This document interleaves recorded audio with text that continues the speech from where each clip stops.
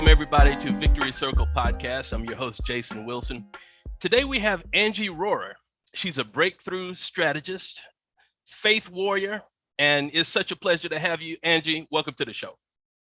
Well, thank you so much, Jason. It is really an honor and pleasure to be here. Thank you so much. Okay, so Angie, on our show, we like to really get into everybody's life path. So what did you want to be when you grew up? Well, first I wanted to be Wonder Woman. I kind of am now. So, and then I remember wanting to be a veterinarian. I had a lot of aspirations and hopes, as many children do. And, I was real big with my imagination, playing Wonder Woman and, even some of the Greek gods and things of that, because I loved that type of imagination. So I wanted to be, I was going to change the world. I just didn't know what it was going to look like. Okay. All right. So what kind of activities do you participate in school? Well, it really started even before school. When I was a kid, one of the things that I actually consider a blessing was that we moved around a lot in the beginning. I can actually say that before I started school, my parents, we lived more like gypsies, where we moved around a lot and we stayed in a lot of different places. The thing is to me in my childhood, it was an absolutely wonderful adventure. I didn't realize until I was in my 40s when I had met a young lady who had a similar upbringing as mine. And she was very resentful and bitter about being homeless and the things that she dealt with, and there were times we lived in a campground. There were times that, and I thought it was great, being a kid and stuff. I remember this one time when I was real young that my parents, we had moved to Florida and they didn't have the money for a down payment on a place and didn't want to spend money on a hotel because they were trying to save up so that we could rent a house. And they decided to pick oranges because that was the fastest way to get some money in your pocket real quick. And the farmer allowed us to stay in our car in the orange field. And to me, it was the greatest adventure. I never realized until this young lady was talking that I was actually homeless. Now, people look at me like I'm crazy when I say that, but my parents, it was an adventure. It was fun. Yeah. We had each other. I never, ever heard the words that would make me think that we were doing anything but having the greatest time of our lives. And so that set me up to be very adaptable, to be very, no matter my situations, I overcome from a very young age. And then like in school, I was, I did gymnastics. I would have actually competed in gymnastics at this one place, but we moved. And the place that we moved to didn't have a competition gym because I had a coach that wanted me to go to the Olympics. I'm so glad that didn't happen. I am very grateful that didn't happen as I got to have more of a childhood and I look at the things I gained from that. Now, at the time I was disappointed because I did love to compete. Yeah. But, and then by the time I hit high school, I was very much into business, creativity. I did some cheerleading, but it really wasn't my jam. So, I wasn't one of those that wanted to be the popular kids and stuff. I beat my drum differently. And so I didn't fit in a lot of ways, but I was okay with that. Okay. So what thing about business attracted you? Well, my mother at one point, my mother had been a bookkeeper. And then we did some farming and she was taking care of the books. And I naturally had grown up around that. And so, taking care of business, doing the books, taking care of things like that. And so naturally I gravitated towards that type of thing because it came so easy to me. And it wasn't just because I was around it, I understand now, but it was because it's what God really built into me. I'm an out of the box thinker. I'm a solutionist. I'm going to look for the solution. I hate the words, this is the way we've always done it when it's not working. Traditional ways are great, but we've got to be the solutionist to go out there and make a difference. You know, it saddens me to see that our world does not operate as it did, you know, back when our founding fathers, you know, penned the Constitution, that the education system has done more harm to dumb us down than it has to create the critical thinkers of yesteryear. And so that's what really attracted me, is different. I wanted to do things different, and I needed some place to expand that outlet, even though I didn't really know what I was doing at the time. Well, I got to tell you this, Angie, you know, I've been following you now for over a year on Instagram. Yeah. And, you know, I love your posts, especially about spiritual warfare. You know, I really, really can identify with a lot of what you say every day. Yeah. And I just want to congratulate you. You know, I know that's not easy to walk this walk of faith, No, especially, yeah, especially when the attack comes, you have to continue to show up anyway. yes. And, you know, I just want to thank you for doing what you do. Well, thank you so much. I appreciate that. That's another thing that my life, and I can see it throughout my life. You know how you get to have those moments of revelation with the Lord, and you see that your whole life you've been set up for this. And, you know, when I was first saved, I went to church with a neighbor. My mother had been raised Catholic. And my neighbor took me to a hellfire and brimstone church, and they scared me into salvation. You know, there was no love that I learned about. And that hurt me for a while, because as I became a teenager and I got older, I didn't feel that I deserved to go to church. So it was a real epiphany for me when I realized that Jesus and God really loved me. And so while the Baptist church I went to did teach me scripture, I had a lot more scripture in me than I even realized from that experience. It also taught me some negative things that I had to overcome. And when I had a radical encounter with Jesus, it really made me feel like I'd been a dead Christian my entire life. I saw the supernatural side of God. I'd always been drawn to the supernatural.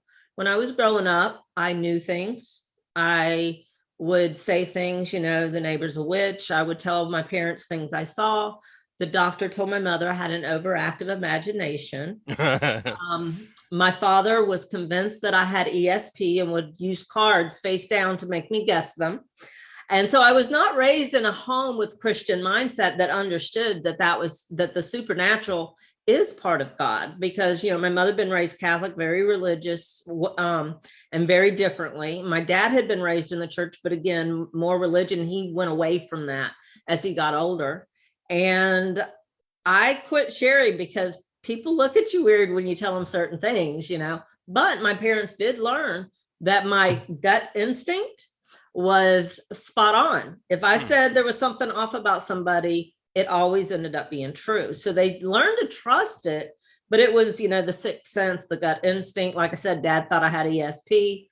And I just, you know, stopped really talking about a lot of things because, you know, I was looked at like I was crazy and I didn't understand it. So when I had that radical encounter with God, with Jesus, all of a sudden my whole life made sense. And it changes you in a different way when you realize, you know, yeah, I had some pretty rough things growing up. I was tormented by demons. I did have warfare. I can remember seeking the Lord about something my oldest child was going through. Why was he under attack? Why was, you know, what was going on with this warfare? And that day he was like, this isn't about him. It's about you. And that shook me. That really shook me because, you know, I'm looking at my child, and then to realize that the enemy had been after me my entire life, trying to kill me even, and almost did in the abusive marriage that I was in for so long. Almost did. So I've come through some pretty traumatic things, but it's not really what happens to you. It's what you do with it. And God is good, even with a lot of warfare. It hones you, it refines you, it makes you stronger. My mistakes are my biggest learning lessons. So if I'm not learning, then I must not be doing something right, because if I think I've arrived, I've got a problem. Well, Angie, you know, I've always been into the supernatural too. I've had, horrific nightmares, even as a child, and I really didn't understand what was going on until later. Yeah. But what kinds of things did you see? Well, I had nightmares, ongoing nightmares. I understood later when one of my children started having night terrors that's actually what it was, because mom would tell me stories about me getting up, having my eyes open, and saying all kinds of things. But she couldn't, like, I looked awake, but I wasn't. And that was part of the reason that the doctor felt that I had overactive imagination, not just what I said when I was awake, but what was going on when I would sleep. So I was being tormented because it's completely demonic. And so I could be looking right at my mother and not see her and be saying I wanted her mom, my mom, my son, one of my children. He would do that. It was terrible going through that with him. I can't imagine my mom, because she had less knowledge, than I did. And so I did get tormented night after night after night. And I always would not go to sleep unless mom and dad both told me, because I'd be like, nothing get me, mommy. And she'd say, nothing get me, daddy, nothing get me. And I could not go to sleep. And then one day I was sitting there with my mother, and my grandfather, my dad's dad, died when I was not quite 2 yet. And I was his favorite. And I would even sit with him he had cancer, on his bed. And I would, as 18-month-old, sit quietly and read books for hours, which is unheard of for an 18-month-old. Right. And if somebody came in the room, I'd be like, shh, Papa's sleeping. So then one day mom was going through a photo album, and I had been telling her about a man that would come and sit with me in the rocking chair. I would be in bed. He would sit in the rocking chair in my room and would stay to keep me safe until I went to sleep. And so mom's going through this photo album, and I point at it and go crazy saying, Mama, that's the man. That's the man.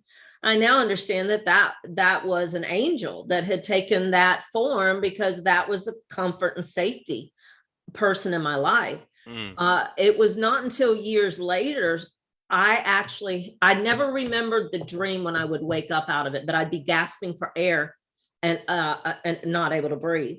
And so I was probably 12 when I had the dream and woke up and knew that was the dream. And so one of those tormenting dreams was my mother and father telling me, you've seen the old fashioned washing machines that have the spin thing to put it in to get the water out. Right. It was a giant one. It filled the whole frame of what I was looking at, that was rolling. And my parents were telling me, go in, it's safe, go ahead, it's okay. And then when I would get into it, when it would hit me, my chest, I would stop and not be able to breathe. And I would wake up gasping for air. Ooh. And so I woke up this particular time and knew that that was the dream. And so, I also had another one. For a while, my dad had to my parents had to put a deadbolt that locked with a key on our door, because I would get up with those night terrors, and I tried to leave the house. One night I was going out the door, and in the dream, this man had kidnapped me. He had taken me to this like treehouse type house in the middle of a cornfield. And I had gotten loose and was running away. And my dad said, where do you think you're going? In the natural. And I turned around and looked at him and said, I'm going home to my mommy and daddy. And so I was still in the night vision, in the night terror. Oh, wow. And so they had to protect me from me, because I didn't know what I was doing when that would happen. And it was so demonic to be tormented that way as a child. There were good things too, but I'm sure it was a big challenge for my parents, because they did not know what was going on. Wow. And I would see good things, and I of course, you the evil better than when you know Jesus and you know who his spirit and his character is, you recognize the evil. And of course, as a child growing up, I was very in tune to both sides, but I didn't understand it because my parents did not understand it and know to teach me any different. So it took a little bit for me to figure that out. That is phenomenal. I mean, you were basically sleepwalking and wide awake. Yes. Yeah. And it happened a lot for years. And it started like when I was 3 and went until I was like maybe 10, 11. I remember my parents letting me stay over with somebody while they were doing something, and they warned her about me sleepwalking because I would get up and I would just walk. And I did the night I stayed with her. And it was just common. That's the way it was almost every night growing up as a young child. So at what age did this stop? Well, the night terrors, I would say, probably stopped by the time I was 12. But at this point, I'm getting into my preteens, and I was drawn to the supernatural. I will say, I think I know God's hand was on me to protect me, because it kept me from going down some paths I probably would have. I ended up, as a kid, a young pre-adolescent, getting a hold of a Ouija board that my friends had, and we used it.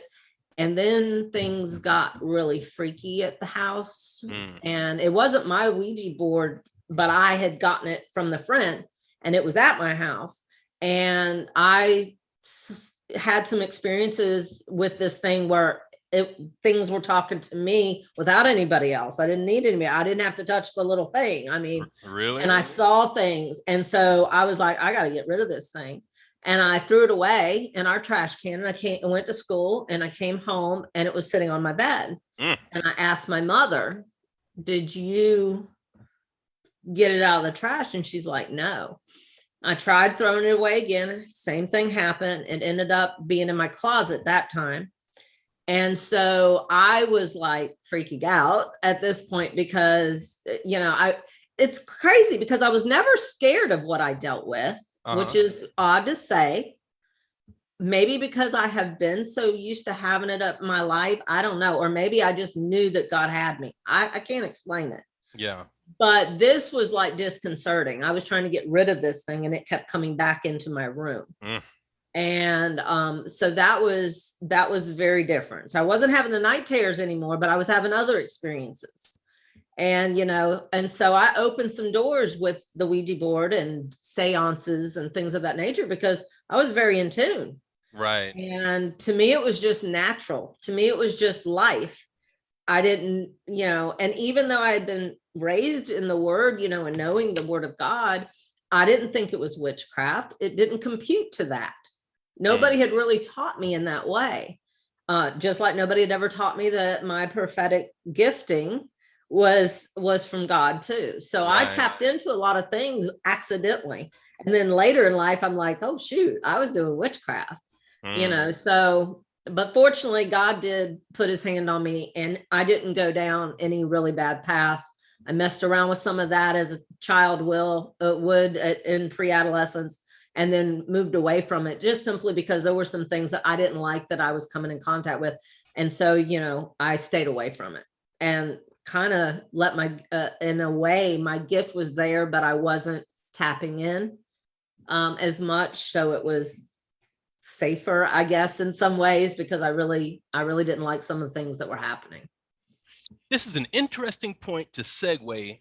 Okay, so you used your gift to do things with the Ouija board and some other stuff, but how did you use your gift to help people? Well, in multiple ways. I am a breakthrough strategist and a prophetic solutionist. So, first and foremost, I've been in ministry for many years, and as an apostolic prophet, and I've prophesied to people and shared things that the Lord has shared with them about their lives, and that has radically changed people. At one point, I was a leader at a large international ministry, and people from all over the world come to get prophetic words and get prophetic ministry at this place. And it became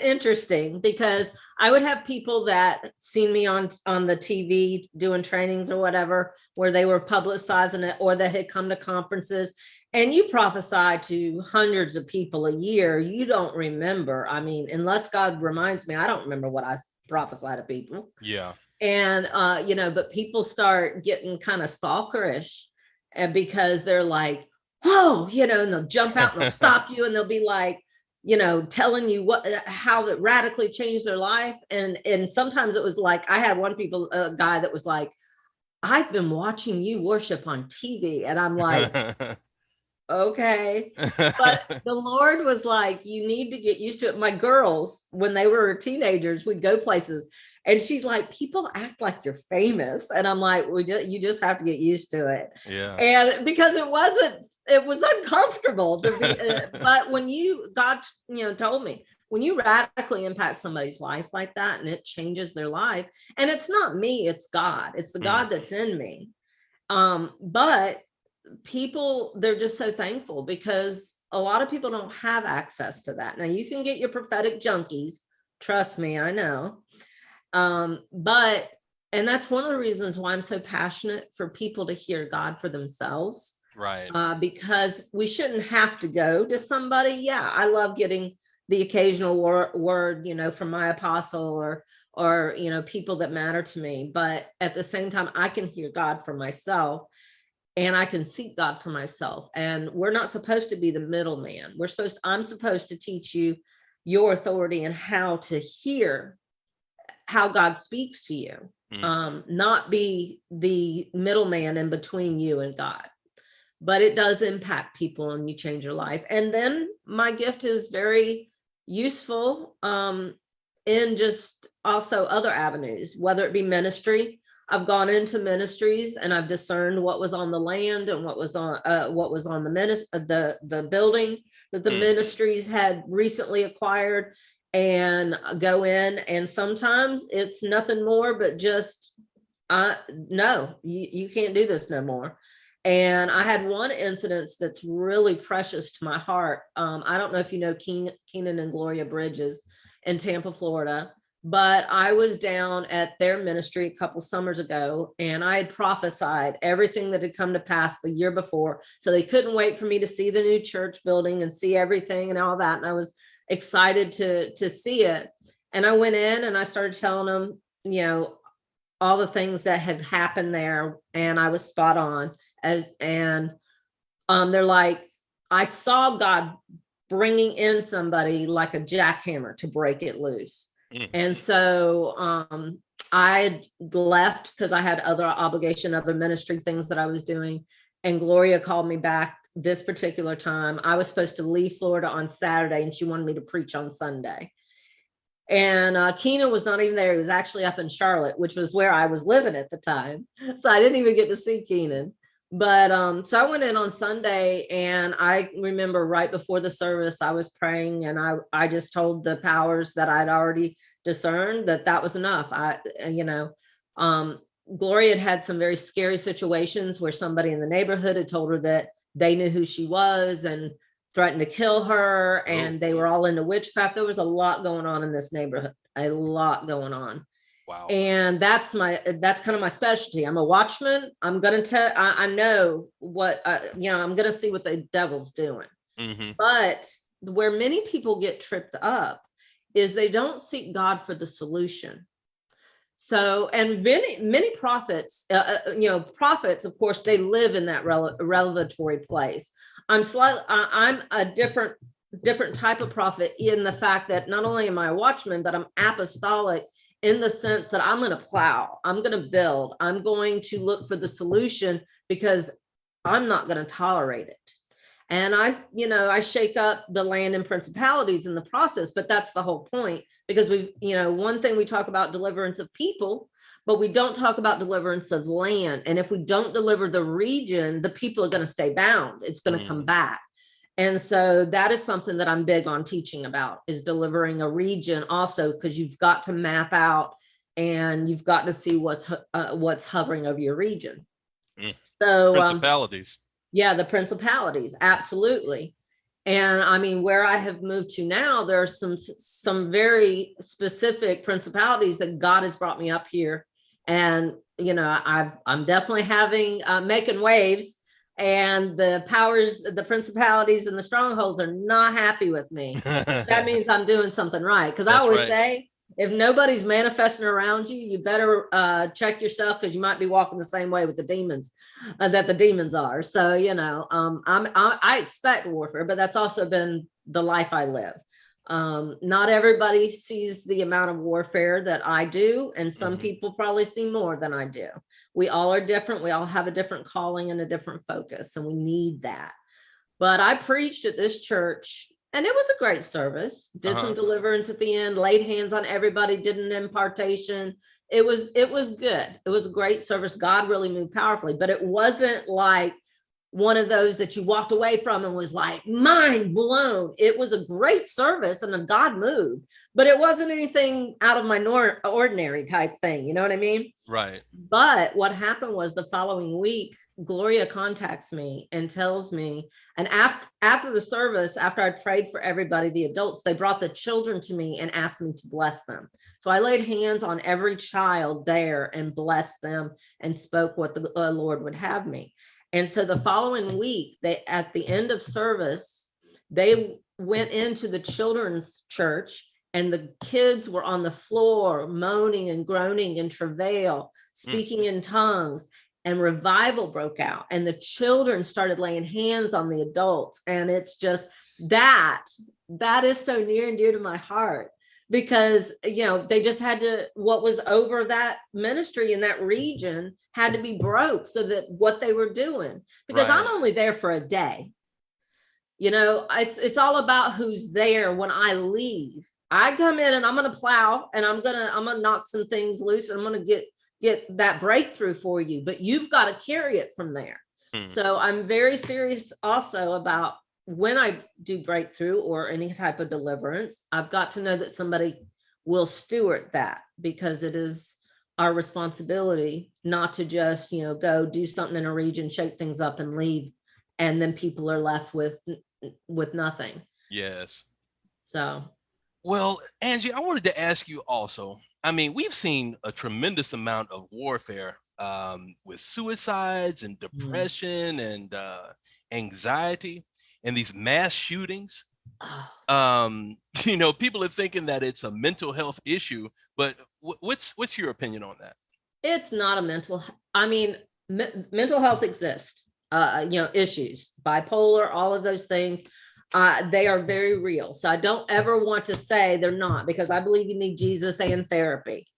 But a large portion of people that are having these issues, it's a demonic issue. And even when there's true mental health, it still stems from the root of rejection and the root of being demonic.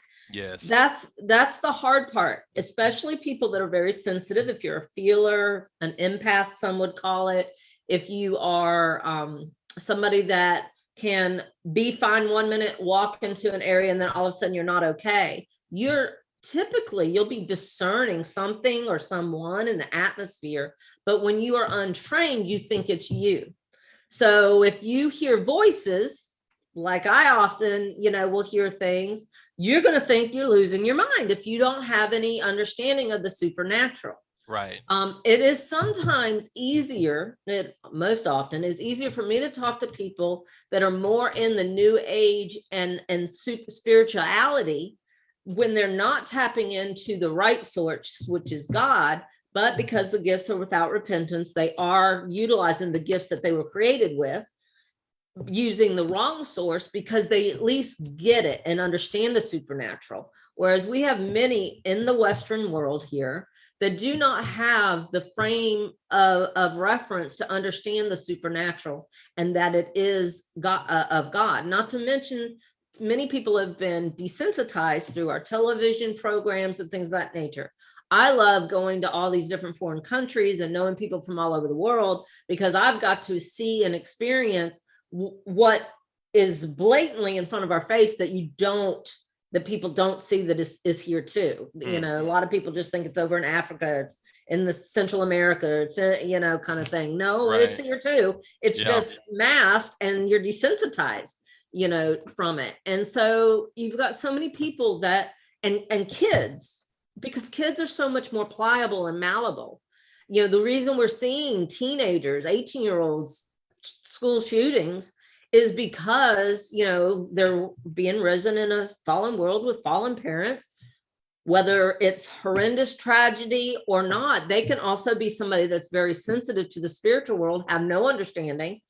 I mean, if God didn't protect me, I could have been one of those. I never thought that it was me. Why? I cannot tell you.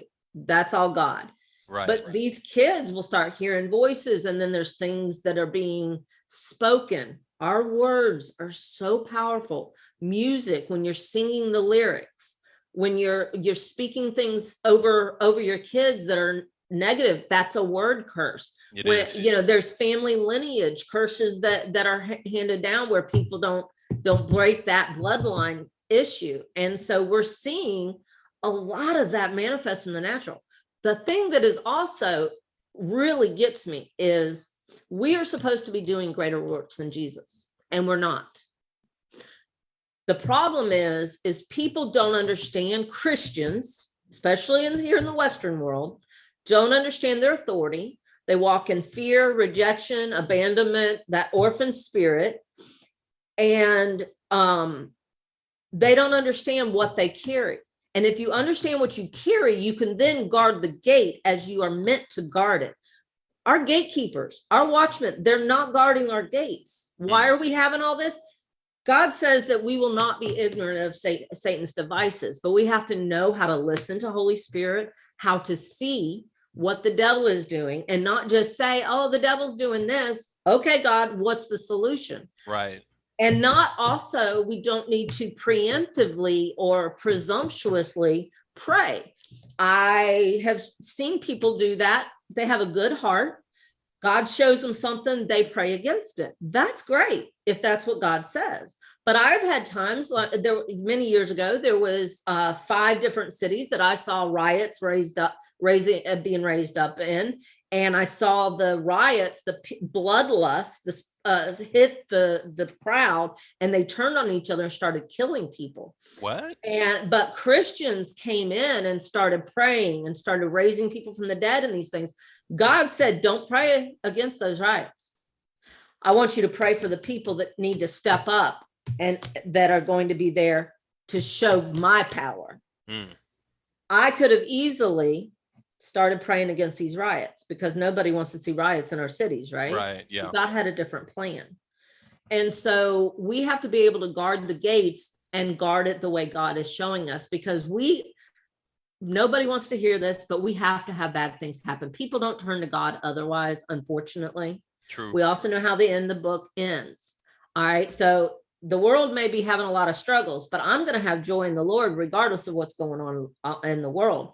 And I have a job to do, which is to guard a gate, be the watch person, train people to understand their authority and make a difference. Another thing that's happening is people, if they are consuming some good teaching, apostolic, to understand, part of the problem we have is we don't have a lot of true apostolic churches, region centers, training places.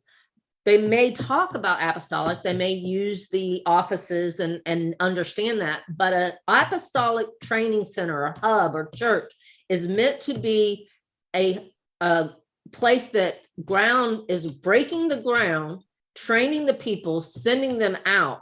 It's not a playground, it is a battleground.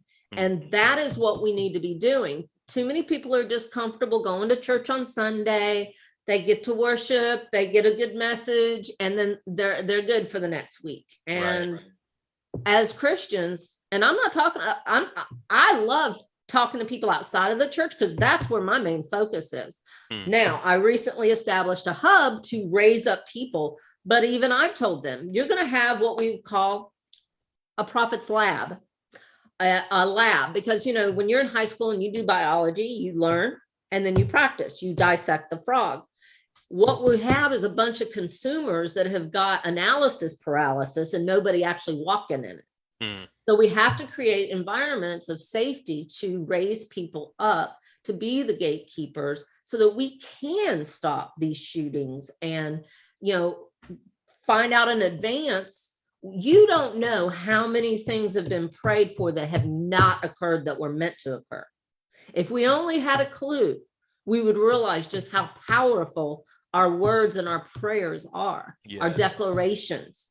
There's a time to declare it, there's a time to prophesy, and there's a time to call it forth.